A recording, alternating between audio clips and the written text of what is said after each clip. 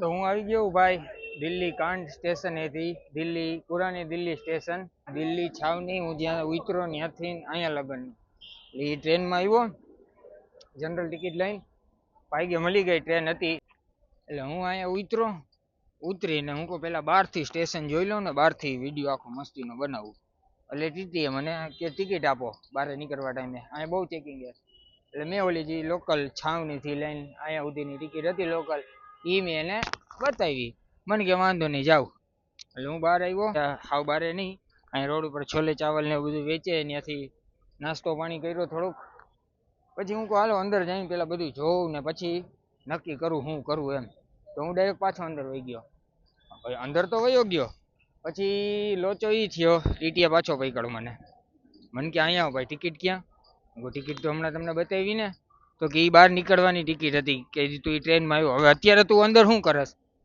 મારે ટિકિટ લેવી છે એટલે મેં એને એમ ન કીધું હું અહીંયા આવી રીતના વિડીયો ઉતારું એને આમને તેમને મને કે વગર ટિકિટે તું અંદર આવ્યો જ હુકામે કાં તારી પાસે પ્લેટફોર્મ ટિકિટ હોવી જોઈએ કાં તારી પાસે એકાદી ટ્રેનની ટિકિટ હોવી જોઈએ મને કે તારી પાસે બેમાંથી કઈ છે હું સાહેબ મને એ નહોતી ખબર થોડાક नाटक કર્યા હું साहब जानो हूँ मैंने हिंदी में बोलतो तो उनको बाहर से आया हूँ मुझे नहीं पता सर ऐसा कुछ होता है हमारे वहाँ ऐसा नहीं होता है आम है तेम है ऐसा तेसा घड़ी कर्યું ने लप करी मूल एने जोता था कट के 50 होनी कई कटकी थी जाए ने तो आमांथी 50 हो काढी लऊं હવે કેટલી હોય બોલ્યો નતો પણ મૂળ એને કટ જોતી હતી કઈ કટકી કરવી હતી એટલે એ ભાઈનું ભેગું થયું નહીં પછી મને કે હાલ ભાઈ તું જા ટિકિટ બહારથી લેતો એટલે હવે આવ્યો હું બારે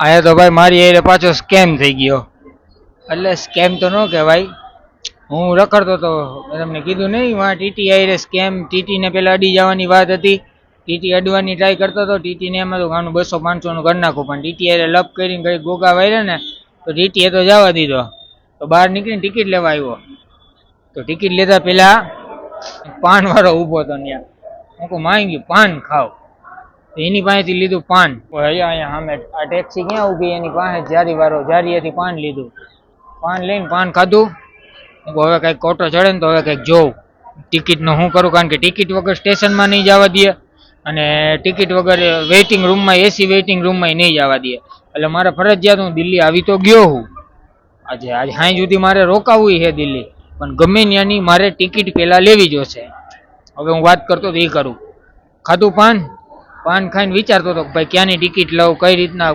ઘરેથી કાંઈ હું પ્લાન કરીને જ નથી નીકળ્યો કે પેલા આ ટ્રેનમાં જઈશ અહીંથી આ ટ્રેન પકડીશ ત્યાંથી ના મન પડે ને મજા આવે ત્યાં રખડવાનું સ્ટેશનની બહાર નથી જવાનું અને હજી હું સ્ટેશનની બહાર ગયો જ નથી જો ઓલું ઝાડવું રહ્યું ને ઓલું આ ઝાડવું ત્યાં એક જારી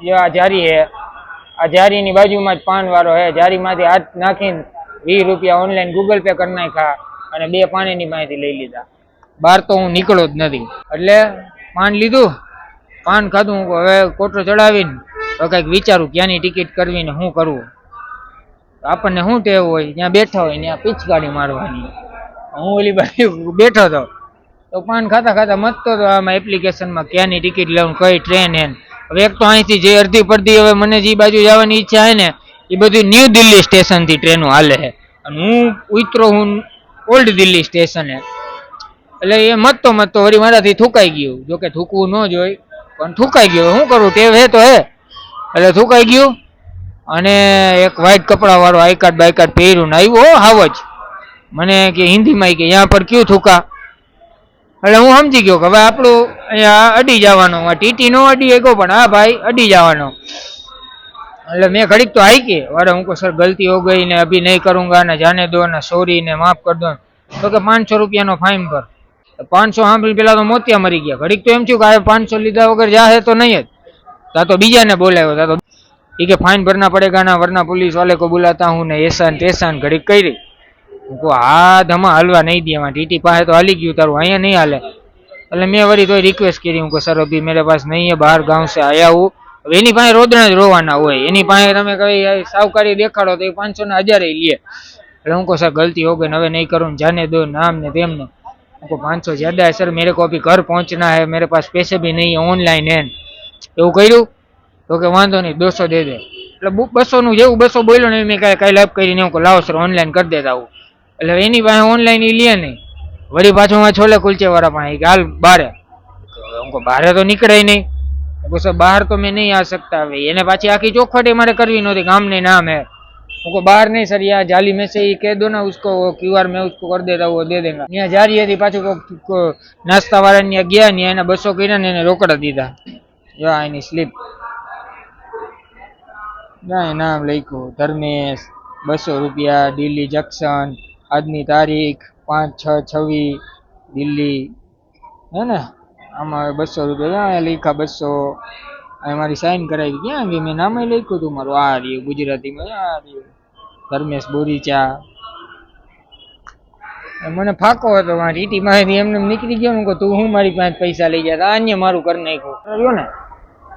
જો આ વ્હાઈટ શર્ટ વાળો રહ્યો ને એની મારી પાસેથી 200 લીધા. જો જાય મારો દીકરો 100 વર્ષ જીવવાનો હે, જો હમણાં નીકળશે. જો આ રહ્યો, જો આ વ્હાઈટ શર્ટ વાળા મારું 200 નું કામ બજાવ્યું. પછી પેલા તો હું આ વસ્તુ કરવી જરૂરી છે, કઈ મારી ફેવરેટ વાતાનુકૂલિત પ્રતીક્ષા.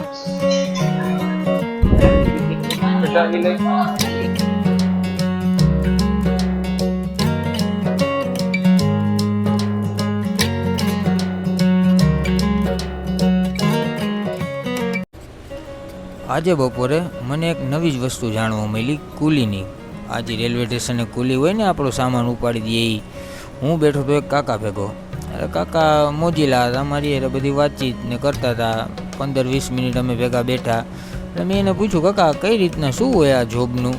એટલે એમણે મને એમ કીધું મોટા ભાગના જે કુલી હોય ને એમનો જે આ બિલ્લો છે ને એ એમના છોકરાઓને આગળ પાસ કરે, અને એમને એમના પપ્પાએ પાસ કર્યો હતો, અને કે હું હવે મારા છોકરાને પાસ કરીશ.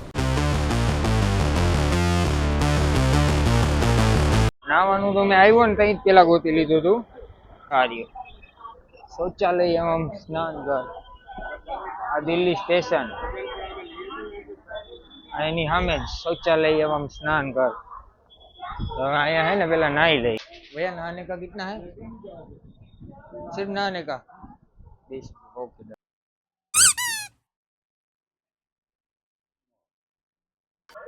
નાઈ લઈને કામ અલગ જ મજા આવી જાય. કામ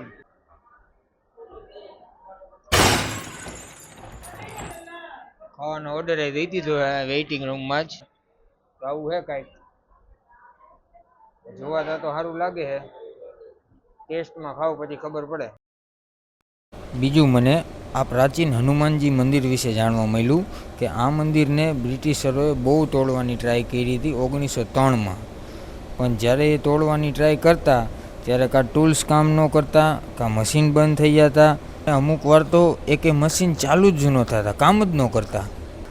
પછી મેં પંડિતજી હારે વાત કરી કે ત્યારે એમને મને એમ કીધું કે બ્રિટિશરો વખતે શું થયું એ તો એમને નથી ખબર, પણ એમને એમ કીધું કે અત્યારે આ મંદિર છે ને બહુ ઇમ્પોર્ટન્સ ધરાવે છે સ્ટેશન પર કામ કરતા લોકો માટે.